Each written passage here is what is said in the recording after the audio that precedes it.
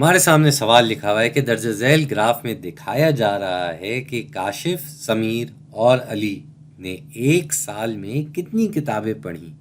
तो भाई ये ग्राफ है, अली, समीर और काशिफ का नाम भी लिखा हुआ है और यहाँ उमूदी सतह पे ये नंबर भी दिए गए हैं जो कि बता रहे हैं कि इन तीनों ने कितनी किताबें पढ़ी। हमें कहा जा रहा है कि इस ग्राफ की मदद से बताएं कि अली ने कितनी किताबें पढ़ी। तो भाई ये अली है, अली के नाम के ऊपर ये इमारत बनी हुई है जो कि इस नंबर तक जा रही है और ये नंबर है 9। तो इसका मतलब हमारा जवाब हो गया 9। जी, इतना आसान है भाई, ये ग्राफ के ज़रिए आपको मालूमात बड़े आसानी से समझ में आ जाती है।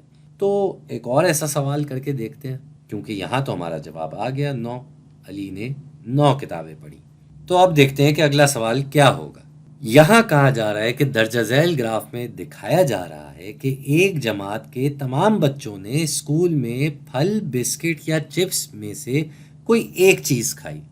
ठीक है जी, तो फल, बिस्किट और चिप्स, इनमें से कोई एक चीज़ तो हर बच्चे ने खाई है।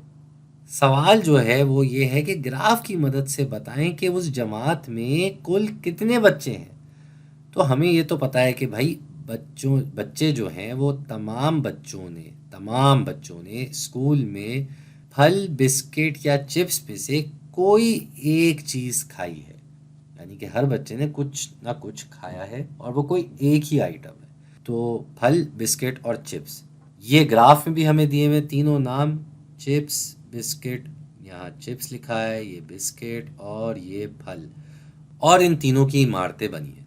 चूंकि तमाम बच्चों ने कोई एक चीज़ खाई है तो इसका मतलब ये हुआ कि हम इन तीनों के नंबर देख लेते हैं और उन्हें आपस में जमा कर लेते हैं, क्योंकि भाई जितनी चीज़ खाई गई उतनी बच्चे हैं, हर बच्चे ने कोई एक चीज़ खाई है, किसी ने एक से ज़्यादा भी नहीं खाई और एक से कम भी नहीं खाई।